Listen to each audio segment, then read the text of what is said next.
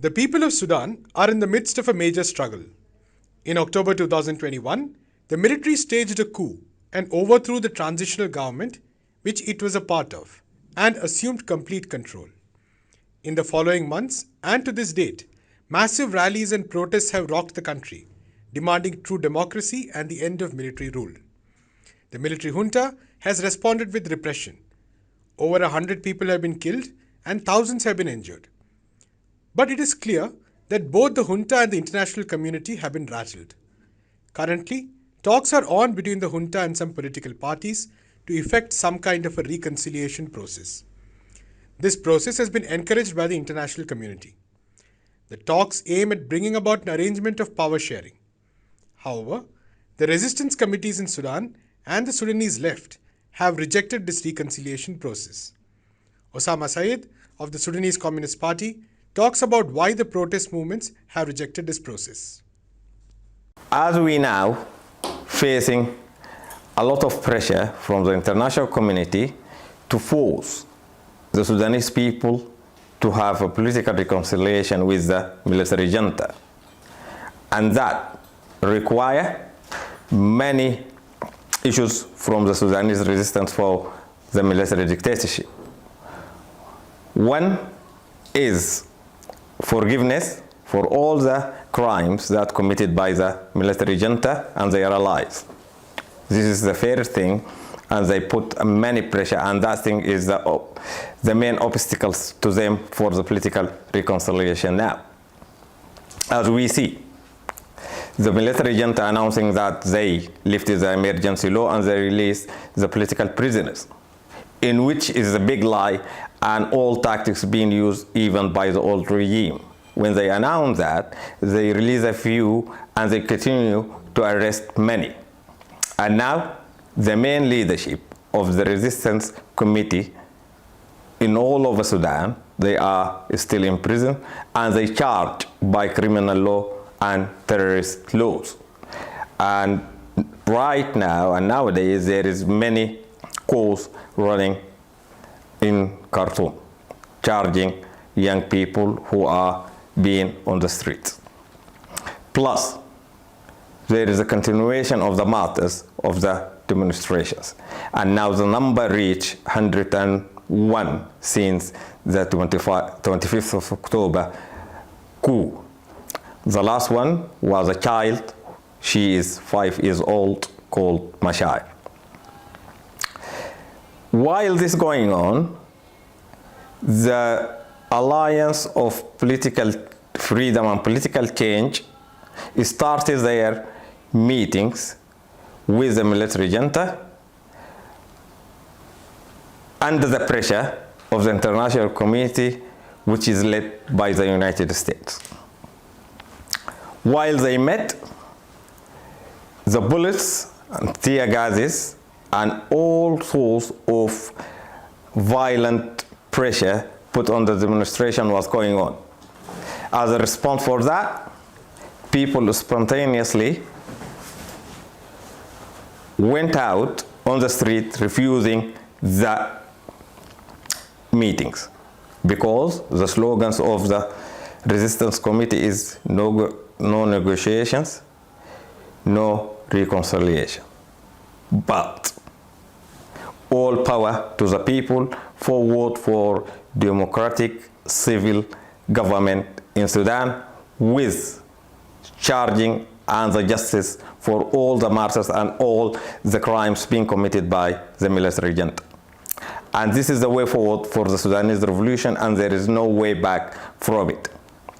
These reconciliations and the pressure from the international community is combining the interest of the international community financially and economically and politically within the social and political forces in Sudan that are, at the end of the day, its leadership have its own economical interest with the continuation of the coalition with the military junta, who are controlling, plus the Sudanese intelligence, the main economic resources in Sudan. They are under their control.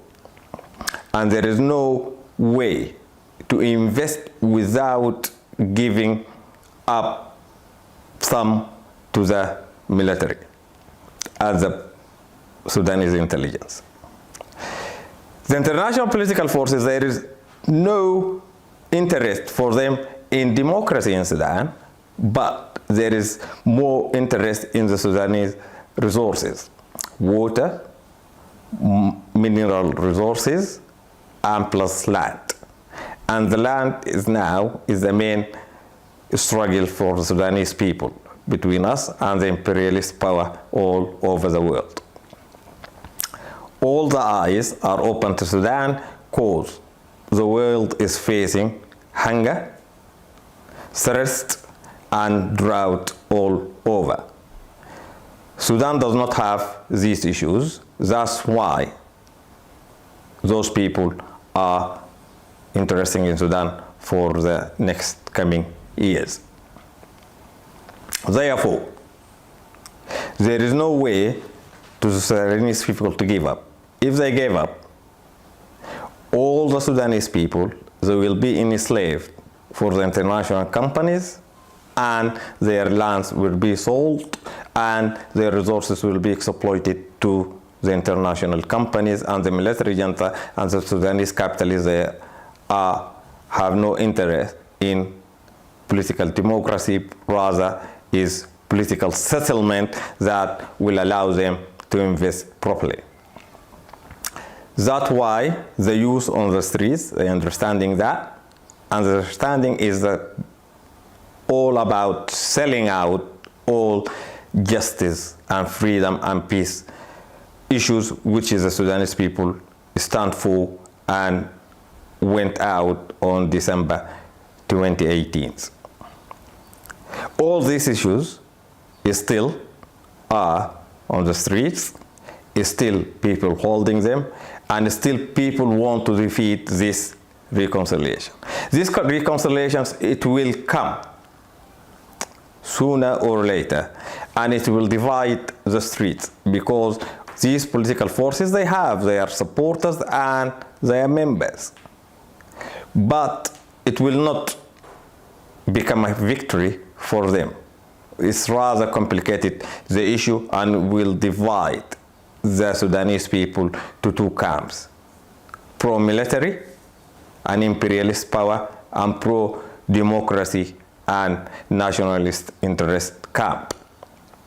This is the issue and what's going on now. The only one obstacle now is standing before them for completing this reconciliation is the issue of justice of the matters, which is now they trying to find out which tactic and scenario to come out with to the Sudanese people, and to let the Sudanese people to accept that, and which is very difficult for them. Other than that, there is nothing stopping them from declaring and announcing their joint government and this reconciliation. The international community has been pushing for continuing the transitional process, which was disrupted due to the military coup that took place in October 2021. Why is there such an emphasis on continuing this process? And why is Sudan important for these international powers? What is the resistance movement strategy in the coming period? The international imperialist power thinks the transitional period, which is being agreed on the political agreement that's signed by the military council and the Alliance for Freedom Forces in 2019, holds many big issues that transitional government can't carry on, and that require elected government and selected people assembly, which means to let down all the issues about peace, issues of the refugees and displaced people, the issues of justice, and all the issues related to the National Congress and their corrupted government that been thrown out in 6th of April. So to deliver those issues, they think the the way out is to have a light government that prepare the Sudanese people for an election for the rest of the transitional period.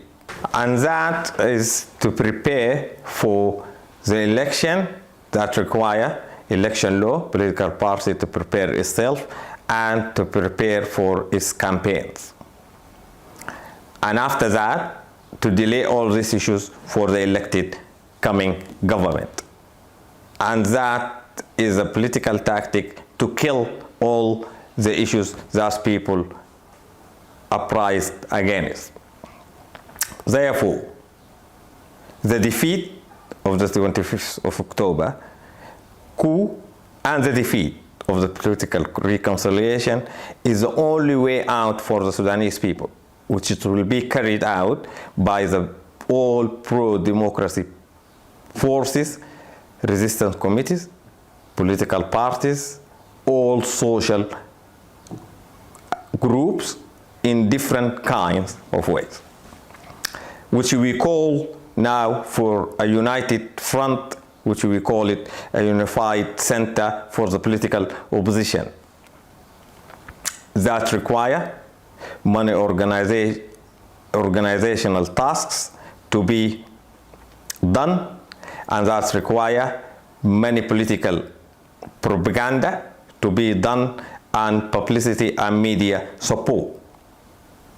Because Sudanese people facing now not only the military junta and its military forces and its intelligence, but all the imperial power with their all military, economically, and financial and media support. Sudanese people facing all of that. And that's the way forward for the September revolution. It's a democratic revolution under process, and still this process continuing. Continuing by the people's determination and hope, which is never went out.